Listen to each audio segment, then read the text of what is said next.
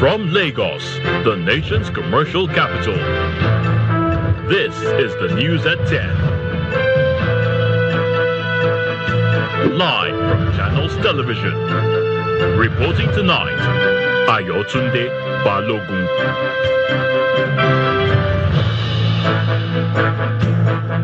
Hello and welcome. Tonight, President Bola Tinubu reaffirms the administration's commitment to tackling security threats by modernizing the armed forces through advanced military hardware, enhanced training, and the deployment of emerging technologies. The Senate restated its full confidence in the landmark state police bill, confirming it will transmit the legislation to all 36 state assemblies within 2 weeks. Federal government urges petroleum marketers to reduce petrol pump prices, reflecting the current decline in global crude oil prices for the benefit of Nigerians. And a massive crowd gathers for the funeral procession of Iran's late supreme leader, Ayatollah Ali Khamenei, in Tehran, with authorities estimating millions of people are on the streets.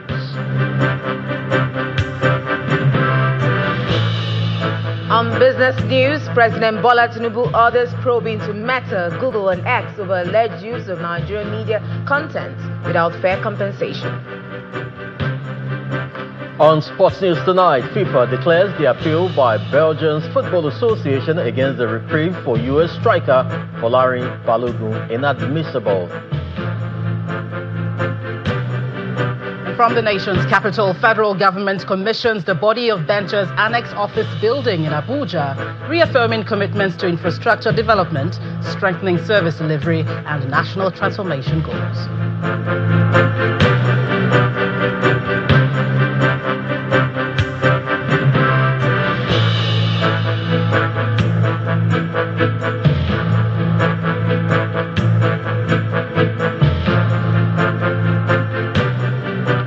It's a day for the Nigerian army as they reflect on the trajectory of the institution since its formation. Marking the day in Port Harcourt, the Rivers State capital, the army used the occasion to showcase their professional capability and ingenuity. Vice President Kashim Shettima, representing President Bola Tinubu at the grand finale of the event, reaffirmed the commitment of the federal government in strengthening the armed forces through sustained investment in modern military equipment, improved troop welfare and intelligence-driven operations to tackle Nigerians' evolving security challenges. Our correspondent, Deborah Mia Fibresima, reports. And sacrifices of the sister services, the Nigerian Navy and the Nigerian Air Force, as well as the other security and law enforcement agencies standing watch across our territory. The gratitude of a grateful people goes out to you all today. I also deeply appreciate the Great Minds Event Management for its strategic collaboration with the Nigerian Army in successfully hosting the African Land Forces Forum, a partnership that underscores the importance of synergy between the military and the private sector in delivering high-impact engagements of global relevance. This administration is committed to modernizing our army to enhance its capacity to meet contemporary security challenges. We therefore align with the aim of the Great Minds Event Management to amplify Nigeria's leadership in defense diplomacy and to enhance our army's operational capabilities through shared expertise. And we equally share in the company's vision to advance security solutions and to drive economic opportunities. To this end, successive governments have made efforts to revamp the Defense Industries Corporation of Nigeria, DICOM, and the coming on board of the African Land Forces Forum to promote the growth of our defense industries is a welcome development. Nigeria's Vice President Kashim Shettima. While reactions on state police continue to dominate public discourse among those for and against, the Senate has reaffirmed its confidence in the passage of the bill, declaring that it has no regrets over the landmark legislation, announcing that the bill will be transmitted to the 36 state houses of assembly in 2 weeks. Deputy Senate President Barau Jibrin disclosed this during a media conference where he addressed concerns surrounding the implementation of state policing across the country. Our National Assembly correspondent, Gloria Umezoke, reports. Lingering concerns over the implementation of state police have continued to shadow the bill more than 3 weeks after it was passed by the Senate. However, the Deputy Senate President maintains that the decision will not be one the country regrets. This bill was well crafted, well thought out. And there will be no regrets? There will not be regrets. It's a product of collaboration, large-scale collaboration, robust collaboration among several stakeholders, including police experts, legislative experts, people that have sound background in police system in the area of government.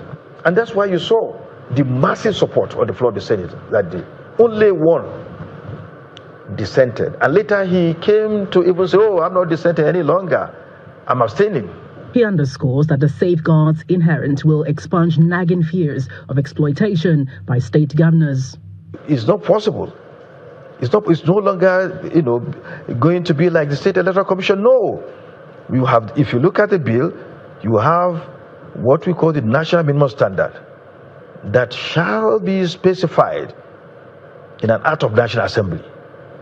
And no state police service can be allowed to go below the national minimum standard. When it does so, when that is done, when it derails, of course, the president can invoke the relevant section to get the police service of that state disabled. We are yet to come to the issue of funding.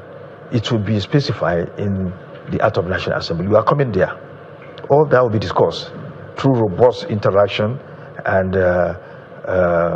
conversation with relevant stakeholders. State police, according to him, will curb terrorism and address other existing gaps in the federal policing structure. You talk about Zamfara. You have police force service that has been dominated by the people of Zamfara, who know every corner of that area. It will change the entire scenario for the better. Once the House gets done with it, then it will move to the states. And I can assure you, even before then probably, there's much anticipation, very, very high level of, willingness on the part of important stakeholders to get this bill passed. So everybody is ready. Lawmakers in the upper chamber at the resumption of plenary this week are expected to make the implementation of state police a legislative priority by harmonizing all aspects with the House of Representatives. From the National Assembly, Gloria Umezoke, Channels Television News. More reactions on state police, and the former Inspector General of Police, Sir Michael Kuro, has made a U-turn over his initial thoughts on the establishment of state police in the country. Now, the former police chief explains that Nigeria needs state police to further combat the issue of insecurity, but warns that all laws must be spelled out and enforced before its establishment. He spoke on our political program, Politics Today. Initially, I did support state police. When the issue of state police came up, I proposed the idea of geopolitical police. That is, you have to choose geopolitical in Nigeria, each zone having its own police force, and taking care of the zone. But since the state police is anything now, and the National Assembly is working on it, well, I have to subtract my earlier submission and see how I contribute my own little quota on how state police can function effectively, the rules and regulations, the guidelines that can protect the state police, protect Nigeria, because there's a great security in Nigeria right now, and each state police the answer to the question. I give my support, what make my contribution. If you have the state police and there are no checks and balances on how the government manage the police, there will be no opposition in any state. The state government to drive away the opposition and use the police as they liked, and that take us back to the incidents of Operation Wait in the 60s that brought the reason for Gowon to come to Unity Police. We go back again to where we started from. If care is not taken, that's why I say the conditions should be well written out. Petroleum marketers in Nigeria need to review the pump price of petrol downward to reflect current global market price of crude oil, and that's coming from the federal government. The Minister of State for Petroleum Resources Oil, Mr. Heineken Lufobiri, hosted the stakeholders meeting in Abuja alongside the leadership of the Nigerian Midstream and Downstream Petroleum Regulatory Authority and independent petroleum marketers. The Minister of State for Petroleum Resources Oil and the Chief Executive Officer of the Nigeria Midstream and Downstream Petroleum Regulatory Authority are co-hosting this meeting with independent petroleum marketers in Nigeria, and the conversation is about the price of petrol. The essence of today's meeting is for us to create this platform to enable us to engage constructively, as leaders of the industry, with a view to finding common grounds on how we can lower, if possible, the price of PMS. Recall that, energy is very fundamental to our economy. The price of energy, the price of PMS, AGO affects all sectors of our economy. Over the past 6 months, we have navigated considerable volatility in the international crude oil market. We watched prices surge due to heightened geopolitical tension and global conflicts. Recently, we have witnessed a welcome easing of those tensions, which has driven a downward shift and moderation of global crude prices. However, our domestic retail market has not yet harmoniously adjusted to these downward shifts. The deliberations continued behind closed doors for about an hour. Thereafter, the Minister of State for Petroleum Resources addresses journalists on the outcome. We had very fruitful discussion. We told them the concern of the Nigerian consumer, and they've also said they will go back. We said they should go back. When it was 118 for Brent, the price was rapidly going up. Now that the price has come down drastically, why? It's not coming down in the same way. However, the Independent Marketers Association expressed their concerns while explaining the rationale for the current pump price. At any time when there is reduction of price, we are ready to reduce the price to even below 800 naira, not even 900 naira. It depends on the way we buy the product from the private depot owners and Dangote refinery. Our major concern, we went to a situation whereby if the product wanted to be distributed, let the IPMAN be buying product directly to the Dangote refinery, and then we too, if even it requests for importation, let IPMAN too import by themselves. As the meeting ends, it is expected that conversations between the regulator and marketers will continue until local prices of petroleum products such as petrol and diesel are reflective of the current global market price. In part two, after the break, journalism comes into focus this time as Minister of Information and National Orientation Mohammed Idris urges journalists across northern Nigeria to embrace ethical, balanced and responsible reporting, saying the region's future depends on narratives. Please stay with us.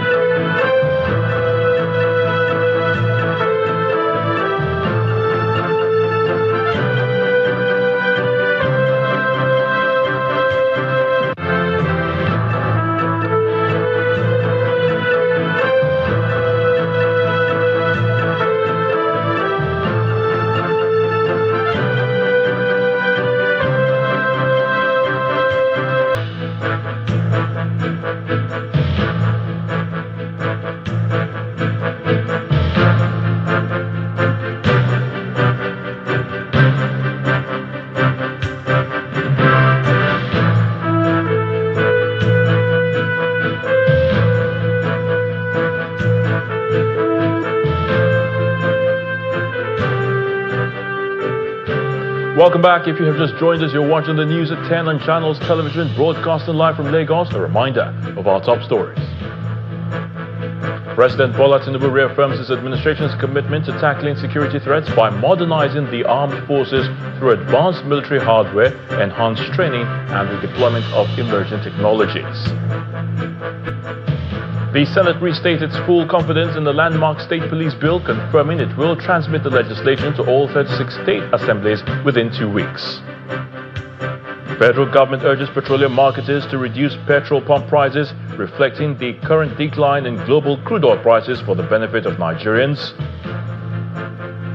And a massive crowd gathered for the funeral procession of Iran's late supreme leader Ayatollah Ali Khamenei in Tehran, with authorities estimating millions of people on the streets.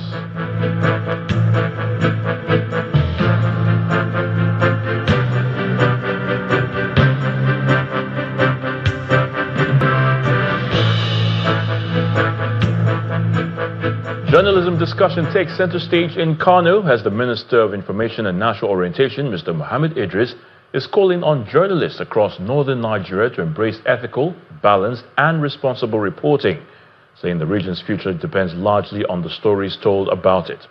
The minister, who made the call at the inaugural Arewa Media Summit convened by the Senior Special Assistant to the President on Media and Public Enlightenment, Mr. Abdulaziz, said development in the region will not only be measured by infrastructure, but by the quality of narratives shared about its people. Our correspondent, Abubakar Saliu, reports. The Arewa Media Summit is holding within the Coronation Hall of the Kano State Government House, and it's attended by dignitaries including Governor Abba Kabir Yusuf of Kano State, representatives of Yobe and Kebbi State governments, the Nigerian Union of Journalists, lawmakers, media executives, and digital creators. At this point, distinguished ladies and gentlemen, I will be inviting to take the first goodwill message. In his keynote address, the Minister of Information and National Orientation, Mr. Mohammed Idris, advocates quality narratives about northern Nigeria, stressing that the media remains central to democracy, national unity, and economic growth. Security is not won by military or police action alone. Security is also being won by ideas, because ideas do matter. Your narratives, what you put out there as social media influencers, also matter.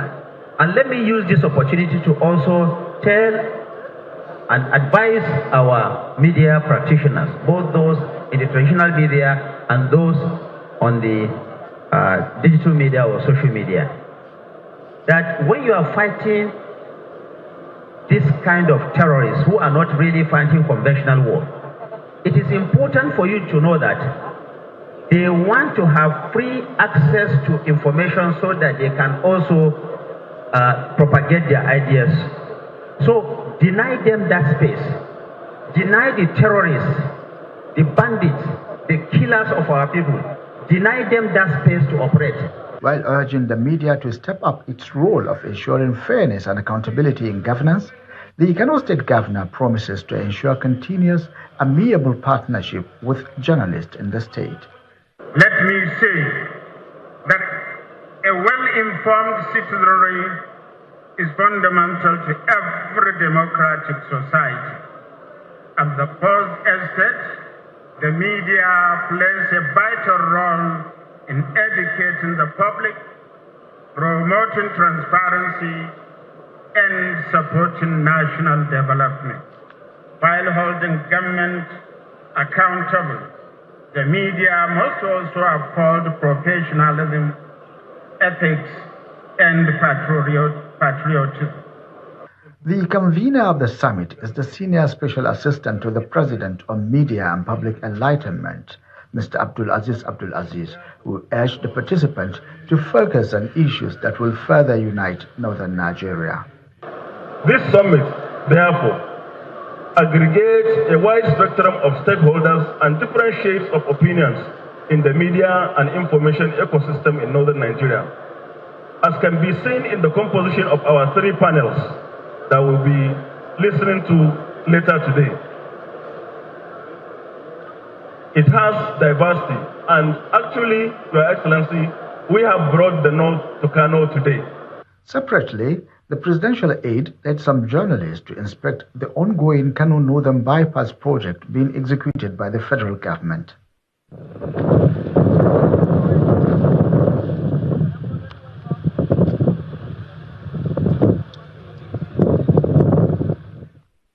project tour is aimed at providing the media with first-hand information on infrastructure projects being implemented by the administration of President Bola Tinubu across northern Nigeria. Abubakar Salihu, Channels Television News. A centuries-old tradition ushers in a new generation of spiritual leaders as 13 men, 4 deacons and 9 priests officially take their vows at one of Nigeria's oldest cathedrals. The historic ordination at the Cathedral Church of Christ in Marina, Lagos was marked by emotion, joyful celebration and a solemn charge for the newly ordained to put service above self.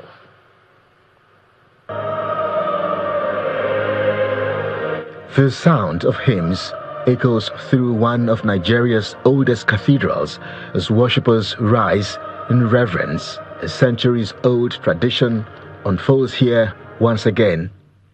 Holy is the Lord of hosts. Here at the Cathedral Church of Christ, Marina, 13 men, 4 deacons and 9 priests begin a new chapter of service, answering what they believe is God's call to shepherd his people. Receive the Holy Spirit. One after another, Amen. Through prayers, vows, and the laying on of hands, the ordinands are formally set apart for ministry, a defining moment in the Anglican tradition. God has not changed. In his charge, the Lord Bishop of Kwara Diocese, Right Reverend Dr. Sunday Adewale, reminds the newly ordained that ministry is not about titles or recognition, urging them to remain faithful to their divine calling and uphold the doctrines of the church. It is very easy to be a pastor when you are put in the cathedral spiritually, where you have all the deacons of society in that church. And financially, it's not longer a problem. You will think, oh, you have arrived. Every comfort soul is a dangerous soul. And that is why you must be very aware of it. That on daily basis, you have to take your cross daily and stand on the side of God. For the newly ordained, the robes represent more than tradition, symbolizing a lifelong commitment to lead, to serve, and to keep the faith wherever their calling may take them. As this service draws to a close, the atmosphere shifts from solemn reflection to joyful celebrations.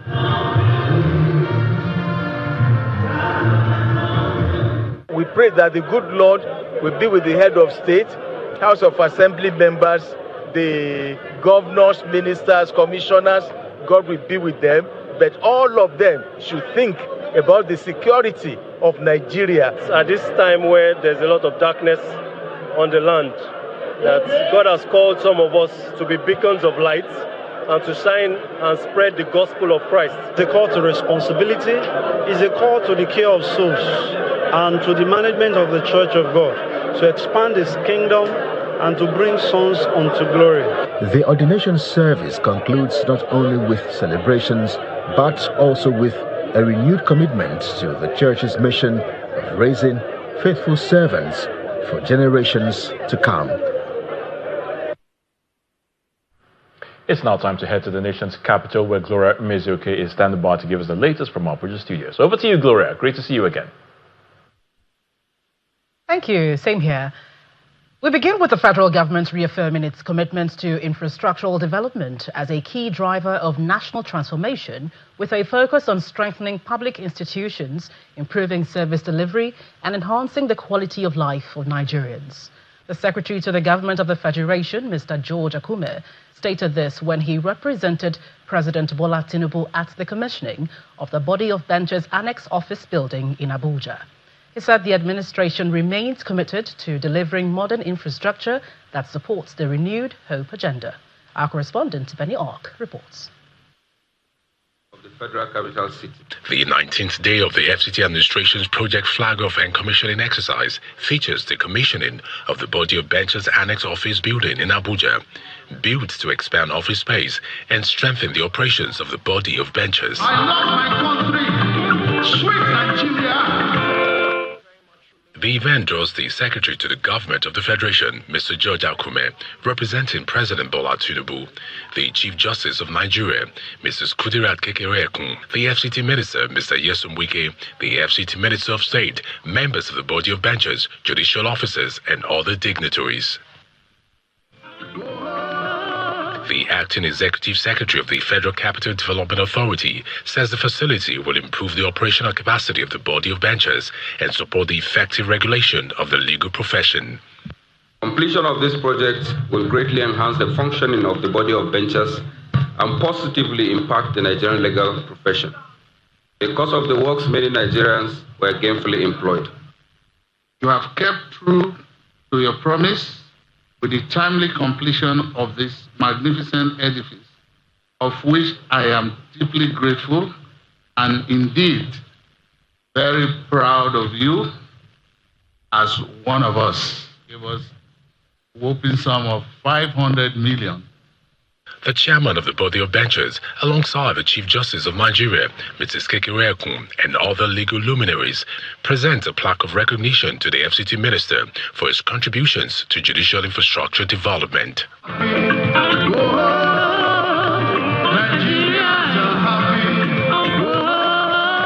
The FCT Minister says the project reflects the administration's commitment to providing modern infrastructure for key national institutions.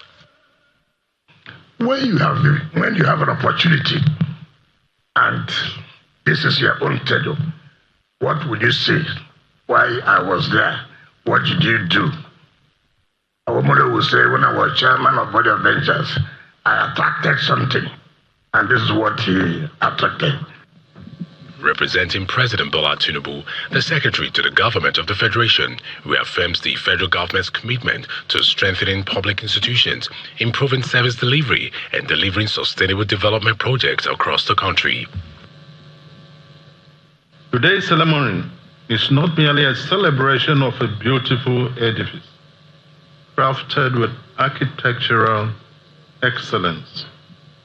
It is a resounding affirmation of our administration's steadfast commitment to the rule of law, the independence of our institutions, and the dignity of the Nigerian legal profession. The new office annex is expected to improve the operations of the Body of Benchers, provide a better working environment, and further strengthen the administration of justice in Nigeria. Benny Ark, Channels Television News. And still ahead on the news at 10, President Bola Tinubu orders probe into Meta, Google and X over alleged use of Nigerian media content without fair compensation. That's in business news. Please join us again. Welcome back. You're still watching the news at 10, coming to you live on Channels Television. Now, the leadership of the Kwara State chapter of the All Progressives Congress, APC, alongside candidates who emerged from the party's recent primaries, have visited the Emir of Ilorin to seek his royal blessings ahead of the general elections. And led by the state's chairman, Mr. Sunday Fagbemi, the delegation included the governorship, National Assembly and State Assembly candidates. Speaking at the palace, Mr. Fagbemi thanked the Emir for his continued support for the state government and pledged the party's commitment to peace and development. The governorship candidate and the Kwara South senatorial candidate assured party members dissatisfied with the outcome of the primaries that they would not be sidelined, as a reconciliation committee has been set up to address grievances and strengthen the party ahead of the elections. To company news. Now, what if you didn't have to fly to London, India or Dubai for complex medical treatment? In Abuja, that question just got an answer. The African Medical Center of Excellence celebrated its 1 year of establishment and counting its success story of a world-class healthcare for Nigerians and indeed Africans. The president of the Afrexim Bank, Mr. George Elombi, visited the facility and announced more support to make the center more competitive in the areas of treatment and research. Built by Afrexim in collaboration with King's College Hospital London and other institutions, the African Medical Center of Excellence was created for 3 reasons: treat Africans in Africa, train African doctors, and stop the billions lost to medical tourism. The president of Afrexim Bank, George Elombi, alongside key officials of the bank, are here to see what 12 months has delivered. Built the NCT and the high. Over 5,000 patients from more than 20 countries, West Africa's first SBRT for lung cancer, and 2 stem cells transplants are among the major healthcare breakthroughs by the center. They cite the equipment and the machinery, and they take the view that working from here, they could cause change in the continent. What else would you expect? So we feel extremely satisfied with what's going on. There is need for further investment, as you can see from across the road on the other side, on the hospital, clinical areas, for lodgings as well. Those investments we are committed to make, and we will continue to make them until this hospital gets to that level where we all think it must be. This is African excellence delivered on African soil. The numbers tell the story.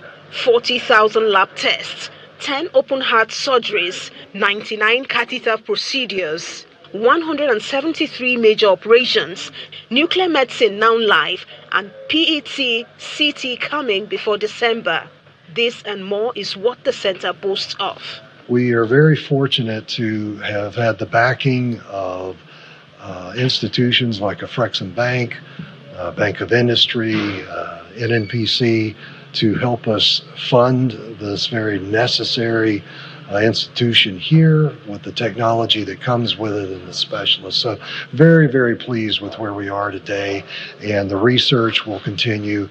A senior medical practitioner at the center speaks to a recent surgery conducted. A patient had a tumor in the lungs that was inoperable. It couldn't be operated surgically because of its location, the risk close to the heart. But using high precision laser guided radiotherapy, we're able to literally burn the tumor, if I can say so, and excise the tumor from the patient. 1 year in, and the African Medical Center of Excellence is already changing the story of healthcare in Africa. With more innovation, expansion and treatments on the way, the plan is to keep billions in medical tourism within the continent.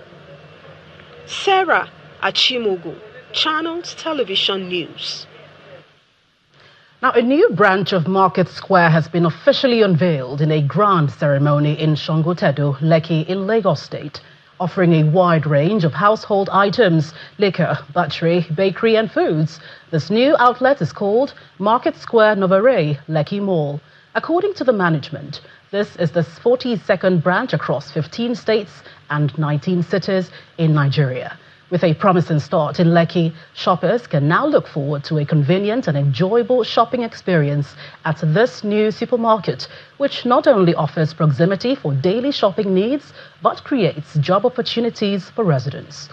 The ceremony was witnessed by both locals and officials of Sundry Markets Limited, owners of Market Square.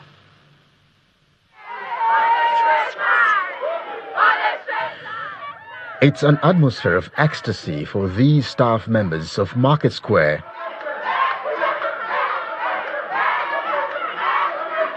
And another great moment for these eagerly waiting first-time customers as well. They're here to witness the grand unveiling of Market Square, a giant retail chain store in Nigeria, located in the Songotedo area of Lekki, Lagos State. This particular branch is called Market Square Novare, Lekki Mall. The cutting of the ribbon throws open its doors for the very first time. We just opened our 42nd store. Market Square today has become the largest indigenous chain of supermarkets in Nigeria, being that we are present in 19 cities and in 15 states across the Federation. Today we are at Market Square Songotedo, Novare Lekki Mall.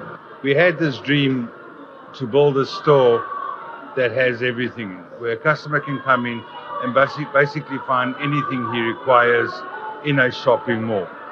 We also decided to go for the upmarket customer and also the normal Nigerian to bring in the market space into a public sector, into a modernized center.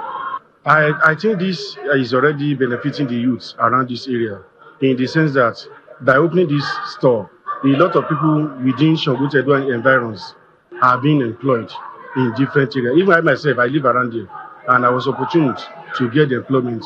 So once I benefited, other people have also benefited, and quite a lot too. We still be benefited directly or indirectly. The cart here is rewarding shoppers who buy over 50,000 naira worth of items. Thank you very much. Some first-time shoppers share their experiences. It's been impeccable. I completely love every single thing about Market Square, from the servers to the amenities to a lot of varieties to shop from. It's chef's kiss. Being here today, it's really a privilege because it gives opportunity for shoppers to come and shop and see varieties.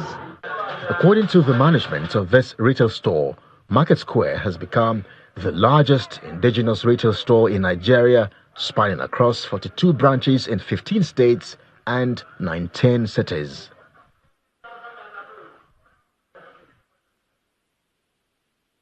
Well, that's it from the nation's capital. It's over now to Will Ibong in Lagos for business news.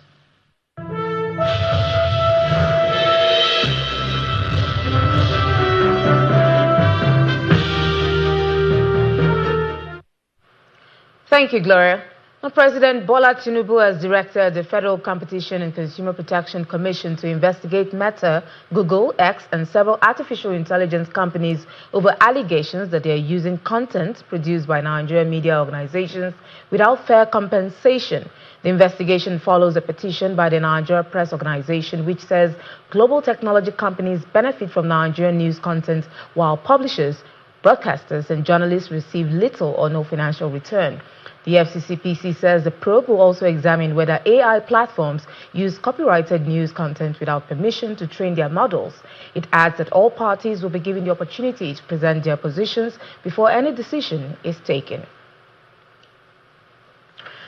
The United Bank for Africa has announced that its group chairman, Tony Elumelu, will retire on August 21st of this year after completing the Central Bank of Nigeria's maximum 12-year tenure for non-executive directors.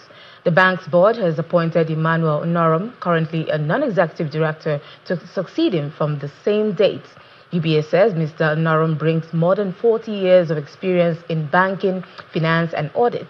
The board praised Mr. Elumelu for his leadership, noting that under his tenure, UBA expanded into 20 African countries and 4 global financial centers, growing to serve more than 50 million customers. Mr. Elumelu expressed confidence that the bank would continue to grow under his successor's leadership. And with that, we check in with the domestic stock market, which kicked off the new week with bullish sentiment, sustaining Friday's positive performance. Larry Williams has more.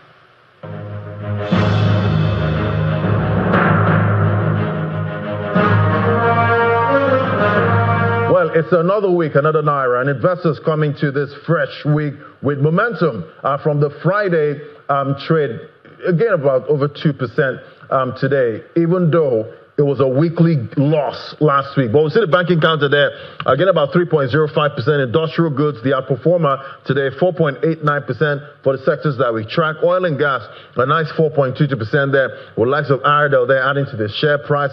We also see Dangote Cement adding to the share price today. Most of the Tier 1 banks also up today. And we see for the Tier 1 banks, first of all, 10%, full 10% gain. The only laggard we have today is Zenith with 1.63% drop there. That's talking about the Tier 1 banks. And the gain comes with bigger volume and value of trades there of over 18 and 40%. And guess what? 54 gainers to just about 13 decliners.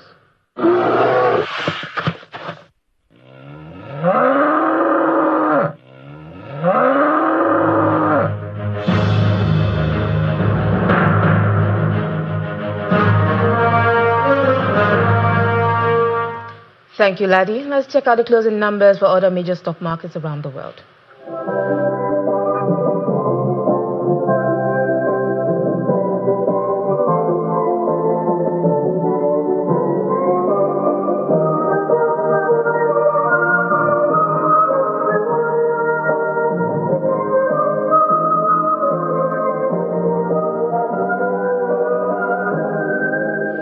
Now, wraps it up on business. Samuel Ibang is back to Arewa for more on the news at 10.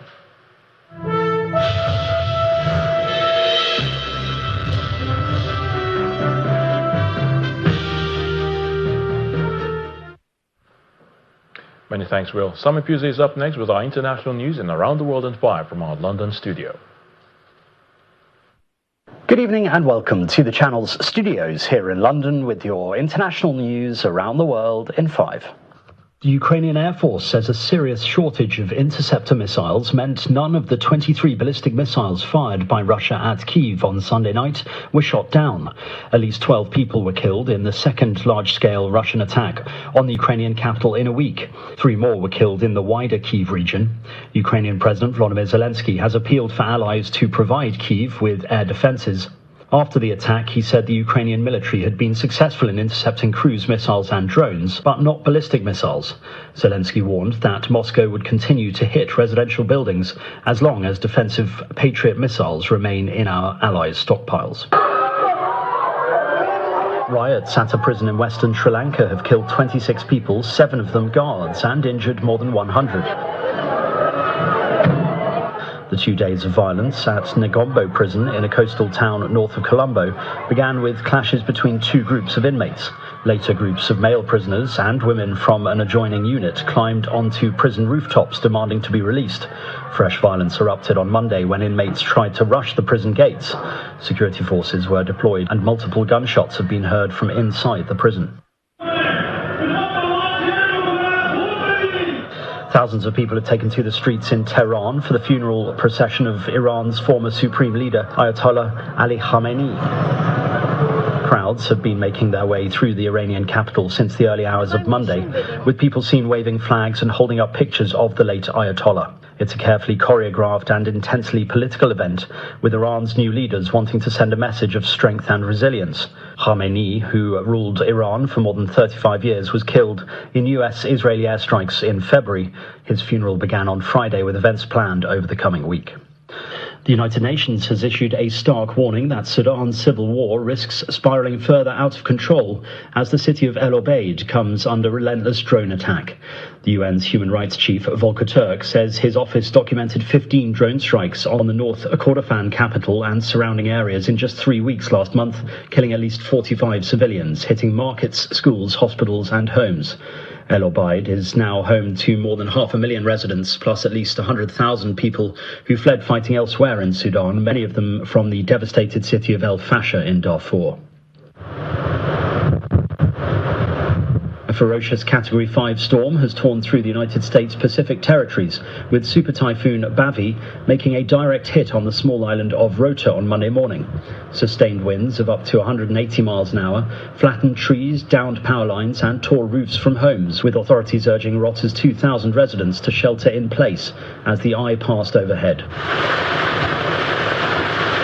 Guam and the wider northern Mariana Islands are also feeling the storm's fury, with water service cuts to parts of the territory and forecasters warning of coastal flooding driven by waves as high as 35 feet. It is the second major storm to strike the region this year. Authorities in Australia are investigating the origins of mysterious large spheres that washed up on a beach in northern Queensland this weekend. The 6 solid objects discovered on Forest Beach to the north of Townsville are thought to be space debris, and the Australian Space Agency is now trying to determine where they came from. Crews in protective suits were reportedly seen placing the spheres in hazmat barrels under police guard over concerns they may contain hazardous substances. Queensland's fire department said a 50-metre exclusion zone remained in place, urging anyone who found a suspicious object in the area not to touch them. And a 2,200-pound elephant seal is making his annual visit to Tasmania, knocking over poles and bollards and damaging parked cars. The 5-year-old, called Neil, has visited local towns every year since his birth and is a social media celebrity, though officials say he's poorly behaved. A seal expert noted the destruction is largely just a function of his size. He stopped traffic at an intersection over the weekend, with environmental staff attempting to shepherd him back to the beach. Officials have warned people, if they see him, to give Neil a wide berth. And that's your international news around the world in 5. Now back to the channel's studios in Lagos.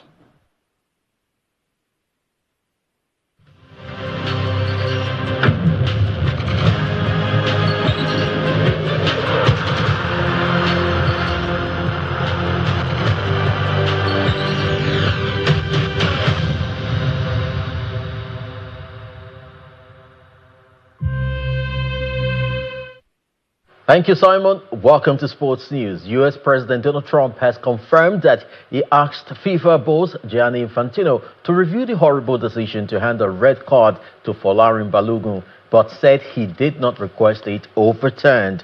A statement President Gianni Infantino maintained, saying he told Trump that FIFA's judicial bodies operated independently and autonomously, and the case was subject to an ongoing legal process. Trump also took aim at Rafael Claus, the Brazilian referee who made the call, describing him as a little bit suspect if you check his past. All I did, I asked for a review because I didn't think it was a foul. And, you know, again, I'm good at this stuff. I didn't think it was a foul. I thought it was two great athletes that crashed into each other and got entangled. That was not a guy punching somebody in the face or anything. And this referee, who is a little bit suspect, if you check his past. I don't want to say that because I don't like to create controversy, but very suspect. If you'd like, I'll provide you with the past. He made a call that nobody could believe. Meanwhile, FIFA has ruled a request from the Belgium Federation for an explanation of Balogun's suspended red card as inadmissible, and the United States forward remains cleared. With 3 goals in the tournament, received a red card for stepping awkwardly on the right ankle of Tariq of Bosnia on Wednesday, triggering an automatic 1-game suspension.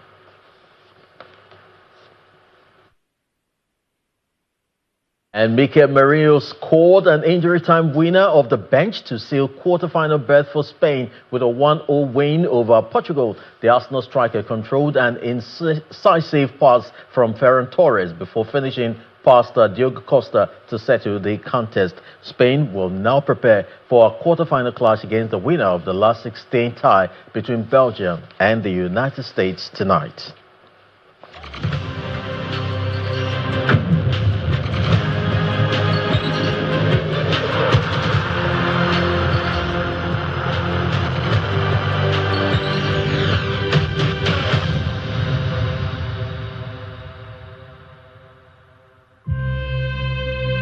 Away from the World Cup in Wimbledon, Linda Noskova has knocked out Madison Keys 6-4, 7-6 to reach the last 8 for the first time. Noskova will take on Belgian Elise Mertens for a place in the semi-final.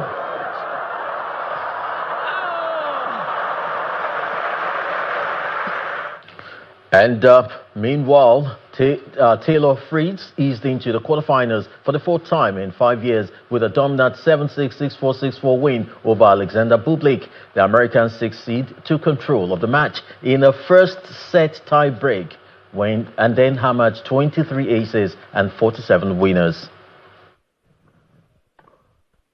That sport is back to you, Ayo.